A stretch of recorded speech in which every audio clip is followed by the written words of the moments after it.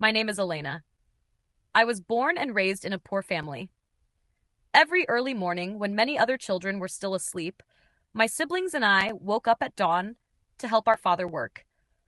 Our job was cutting mangoes, a simple but hard way to earn a living. We were still kids, but we already knew that working was necessary for our family's survival. After working in the morning, we hurried home, changed clothes, and went to school. It was the same every day, with no time to rest. Our bodies were tired, but in our hearts, we always understood that education was important.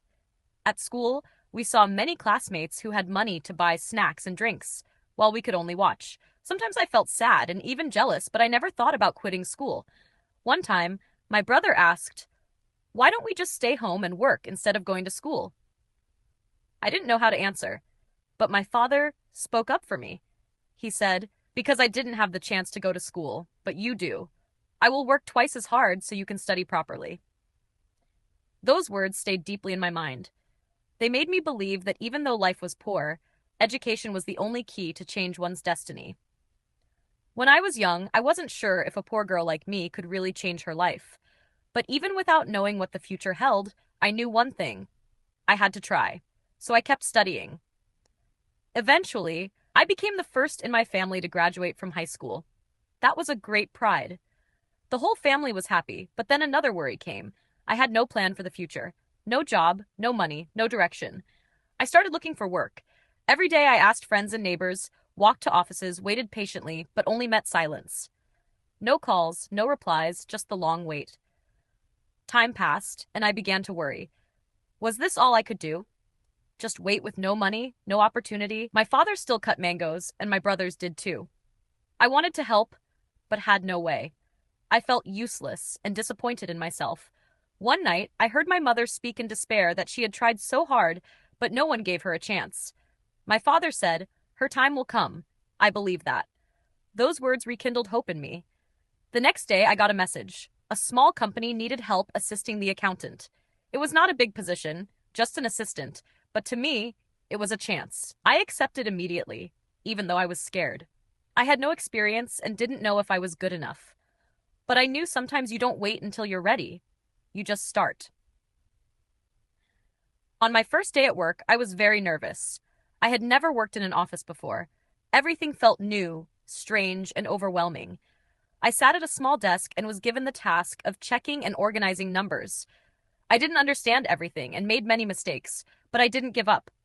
Every day I learned a little more, improving step by step. After a few weeks, the accountant said, "You're doing very well." That made me smile. It was a small job, but it meant a lot to me. Gradually, I was given more tasks, helping with reports, handling payments, answering calls, talking to clients. I was no longer just an assistant. I was growing. Then one day, the accountant left.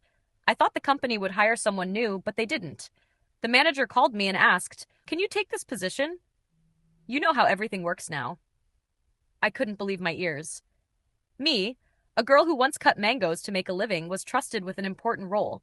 I said yes, even though I was still scared. But I remembered. Opportunities don't always come when you're ready. Sometimes you have to be brave and take them. 4 years passed. I was loyal and matured in my work. Though I was satisfied, I began dreaming of bigger things. I applied to a larger company, a national business producing dairy products. I thought I had no chance, but I got an interview, then a second one. Finally, they said, "Welcome to the team. You will be an internal auditor." That was a turning point. The office was bigger, the work was more demanding, but I was ready. I learned new systems, got to know colleagues, traveled to other cities, reviewed reports, found mistakes, and gave suggestions for improvement. Though I worked more hours, I wasn't tired. I was growing again. One day, a coworker asked, "Where did you start?" I replied, "I used to cut mangoes." She laughed, thinking I was joking. But that was the truth, a very ordinary starting point. Then my life took another unexpected turn. I met someone special, a man from the United States. We started talking and then dreaming of a future together. He asked, "Do you want to start a new life with me?" And I said, "Yes." I got married, gave up my job, my homeland, and everything familiar to move to America. Everything here was completely different. Language, people, culture. I didn't understand English and couldn't speak fluently. I felt lost and small, but I remembered my father's words, never stop learning. So I started over, word by word, sentence by sentence. I made many mistakes, but I never gave up.